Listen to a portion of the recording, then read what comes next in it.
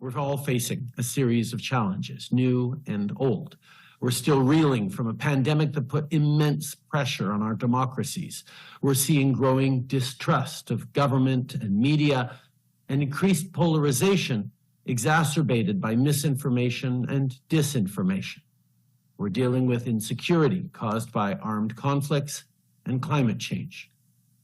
So today, I'm announcing that Canada is investing $8.4 million on research across the global south to better understand how climate change interacts with democratic decline.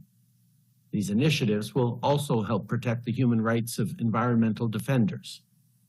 On top of the uncertainty caused by different crises, we're also seeing direct threats to individuals globally through transnational repression.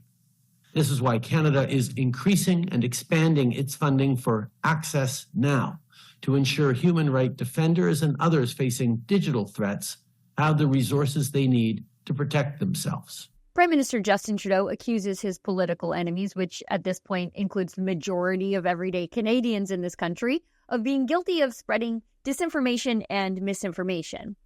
Now, like so many scary movies, including the one Canadians are living through right now with Justin Trudeau's government in the final death rattles before us, I think the phone call might be coming from inside the House. So let's go through some examples of liberal or liberal-enabled disinformation over just the past couple of years, because there's a lot, and who really has the time? Who could forget the state broadcaster, the CBC, and of course, ostensibly an arm of the Liberals, claiming that Vladimir Putin was somehow behind the Freedom Convoy. Remember this? Given Canada's support of Ukraine in this current crisis with Russia, I don't know if it's far-fetched to ask, but there is concern that Russian actors could be continuing to fuel things as this protest grows, but perhaps even instigating it from the outset. Of course, the CBC had to retract that claim on 2 separate occasions. Who could also forget the Liberals blaming Israel for bombing a hospital in Gaza? Now, despite the Liberals' anti-Semitic reflex to blame Israel, the bombing was actually caused by a misfired terrorist rocket. How could we forget when the Liberals claimed the Freedom Convoy truckers had set fire to an apartment building in an effort to incinerate everybody inside alive? And an attempted arson, all of which, Madam Speaker, was caught on video. It has been an illegal occupation that has been harassing people in residential areas of Ottawa. People don't feel safe in their own homes. There have been reports of attempted arson. Canadians are also concerned hearing reports of an attempted arson in the lobby of a residential apartment building.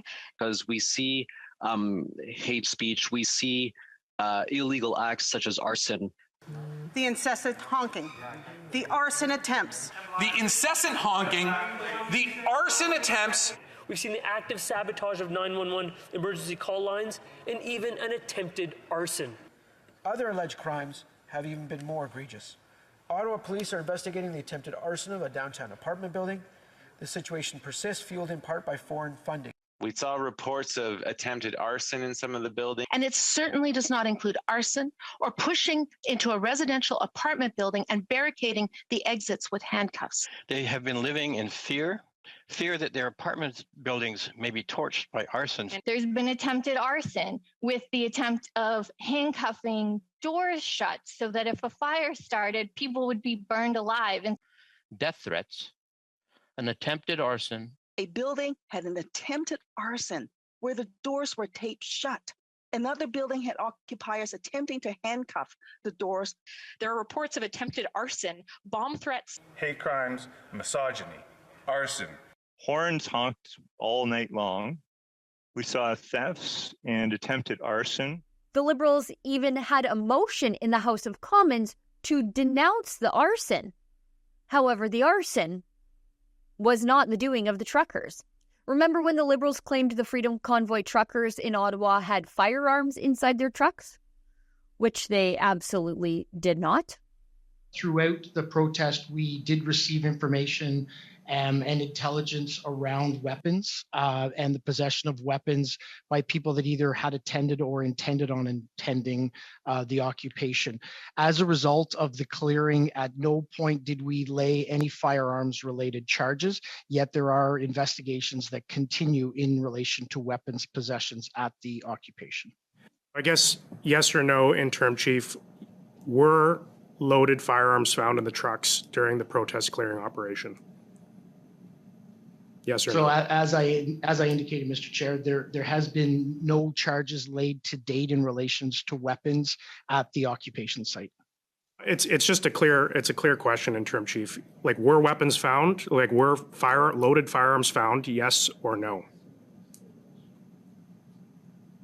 So in relation to no, not Okay. to relating to any charges to this point. The Liberals also claimed the Freedom Convoy truckers were violent.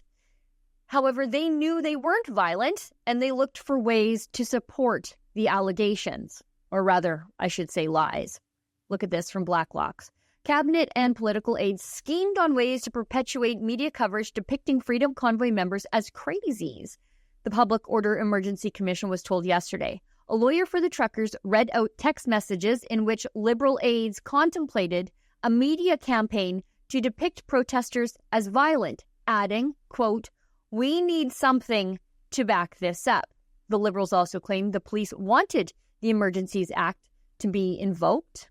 However, police testified at the Public Order Emergency Commission that they did not want or need the Emergencies Act. The Liberals also claimed the Freedom Convoy cost Canadians millions of dollars. Again, from Blacklocks, look at this.